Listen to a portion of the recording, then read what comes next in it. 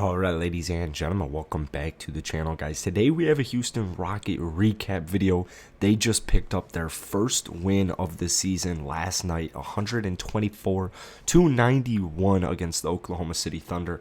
Now, I was live during it, not watching the game, so I had to wake up this morning, watch the whole Rockets game, and it was phenomenal. It'll pump you up, man. It will literally pump you up. I think right away, like literally right away, it was awesome. I mean, you win the tip off, or yeah, I'm pretty sure they won the tip off, and you get the ball just passes around the the ball passes around the key, and Jae'Sean Tate sinks a triple to start off the game. I mean, it's like he watched my last video and was like, he's right. I need to be way more aggressive.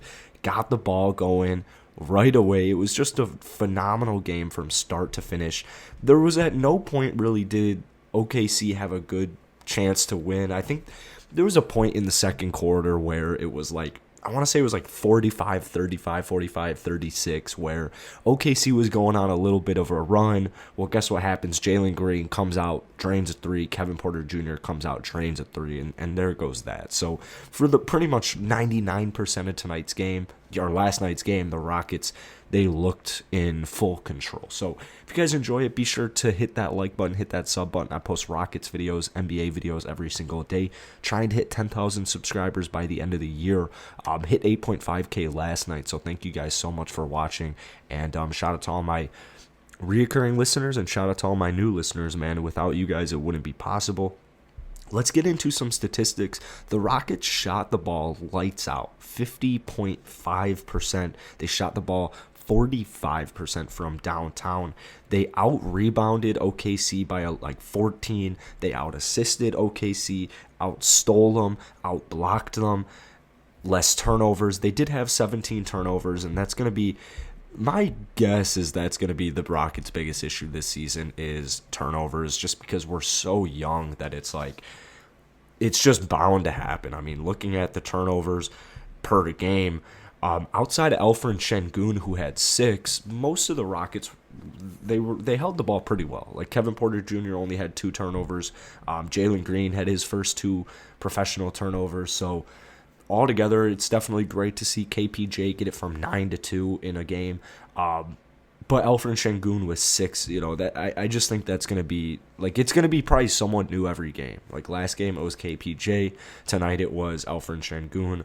That's just my guess on, like, I just think it'll be sloppy, at least for the first half of the season. Now, going into players, I swear to God, watching the game, Christian Wood had 30 points. Like, I swear to God he had 30 points, but I guess he only got 29. He got a whole 29 points, 14 rebounds. He was shooting the ball lights out, though. 4 of 6 from downtown, 12 of 18 from the field in 33 minutes. He also threw in a steal and 3 blocks. I mean, this is the Christian Wood we were hoping for, and to be quite honest with you, this is the first good game I've really seen from Christian this season. Like, counting preseason, he showed glimpses, but I never really saw a full game of Christian Wood where I was like, oh, let's go, I am ready for this next season. Tonight, that was exactly what I was thinking. Christian Wood looks like a beast. There were some times where I was a little worried about him. Like, I mean, I counted at least 2 times where Shea drove and just kind of like lowered his shoulder, put his body into Christian Wood, and Christian, like, he didn't go flying, but he definitely got hit off his feet. I guess I shouldn't say hit off his feet because that would imply he went on the ground, but, like, he definitely stumbled. I mean, it wasn't like he was the one taking the brunt of the hit. It wasn't Shea who it should be. When you have a point guard charging at a big man, I mean, the point guard should be the one who's taken majority of the contact. Well, in last night's case, it was Christian Wood who'd kind of, like, he'd stumble to his side, and it's not that worrying because we have a guy like Daniel Theis who, I mean, thank goodness he had, and he didn't even have any blocks. He had some good defensive sets, but like, oof, I don't know why the Rockets signed him. I still don't know why the Rockets signed him. I felt that since it happened. I made a video, why Daniel Theis, why, and I still feel that way. I just don't. He had a nice dunk. I don't. But Christian Wood defensively, you're playing OKC, which is another part of this. it's tough when you're playing a rebuilding team. I mean, in my opinion, OKC might be the worst team this year. Cleveland's showing glimpses. Washington's showing glimpses.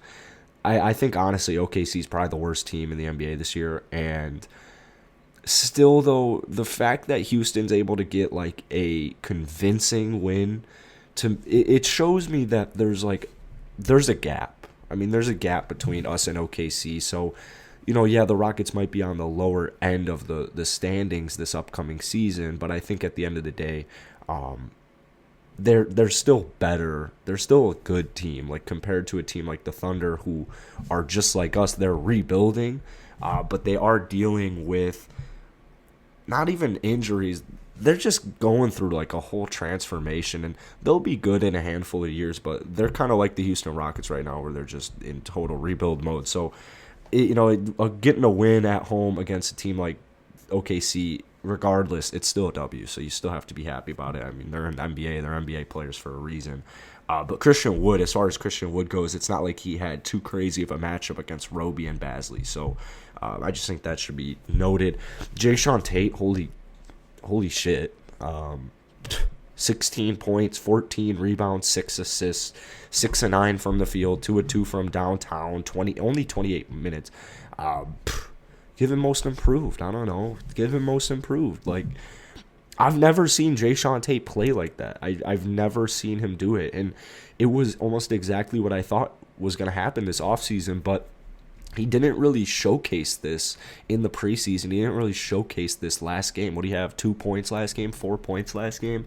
My recap video in the debut, I was like, or in the home or the away opener, I was like, I mean, this is intolerable. Jae'Sean Tate can't be starting and scoring 4 points. It's inexcusable. And what does he do? He comes out, he takes like mid-rangers, he takes some threes, he gets to the basket well. 16 points, 14 rebounds, 6 assists. I can't process that stat line from Jae'Sean Tate. Oh my goodness. Is it happening? Do we have a long-term small forward? Like, what's going on here? Jalen Green, not his night, only 9 points again. 4 of 11 from the field, 1 of 5 from downtown, 2 steals and a block. He had a couple of highlight reels. Damn, dude, he almost ended a career trying to go for a poster. He missed desperately. Like, it was a horrible miss. But I like the effort. I like the mentality that he was, going for the kill. He said he was pissed off. Makes sense. Hasn't had a good season so far. I guess 4 of 11 isn't the end of the world. It's not like he shot like 4 of 20. He found his spot a couple of times. He had a nice 3, he had a couple of nice midders, and he had a nice drive to the hoop. So it'll just take him some time. KPJ, 20 points, 3 rebounds, 9 assists, 8 of 17 from the field, 4 of 8 from downtown, and then 2 steals and 2 blocks. Finally, we get a beautiful Kevin Porter Jr. game. I shouldn't even say finally. It was just one bad game where he had 9 turnovers. This is the KPJ we're all looking for. This is the KPJ we're all kind of expecting. And hopefully he continues to showcase it on Sunday against Boston. I'll probably do a preview video for that because I've already watched 2 Boston Celtics games this year. Lucky me.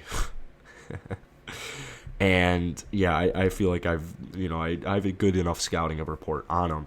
Looking at the bench, Eric Gordon, I love you, Eric Gordon. 22.7, 14 from the field, 4 of 6 from downtown.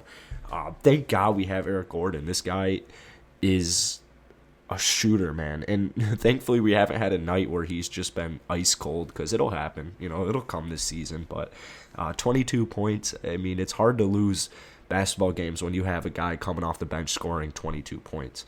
I no longer want to see Eric Gordon in the starting lineup if Jae'Sean Tate is going to produce offensively like this. I don't know if he is going to continue to offensively produce like this, but if he is, I definitely want Jae'Sean Tate starting ahead of Eric Gordon, because I want that bench scoring. I just didn't know Jae'Sean Tate had 16, 14, and 6 on him, ready to go, 6 and 9 shooting, 2 of 2 from downtown. So if he's able to do that, or something, probably can't do that every night, but if he's going to be able to have nights like that and just be consistent, then I wouldn't mind Eric Gordon off the bench. Şengün, like I said, a lot of turnovers, but he had a good game, 6 points, 4 rebounds, a steal, and 2 blocks, if you just disregard the turnovers. Armani Brooks, he got some run tonight, 5 minutes, depressing, kind of a joke. Josh Christopher, 5 minutes for him tonight, nothing really much to. Who else we got? David Nava. I mean, 15 minutes, 6 of 7. 3-7 from the field. I like what David Nwaba brings. I just don't think you've been able to see it too much. 2 steals and a block. Like I said, the Rockets there was never really a point where they were going to lose this game. So that's really going to be it for today, guys. If you enjoyed it, hit that like button, hit that sub button. All new subs, greatly appreciated. And if you are already subscribed to me, thank you again for watching. So peace.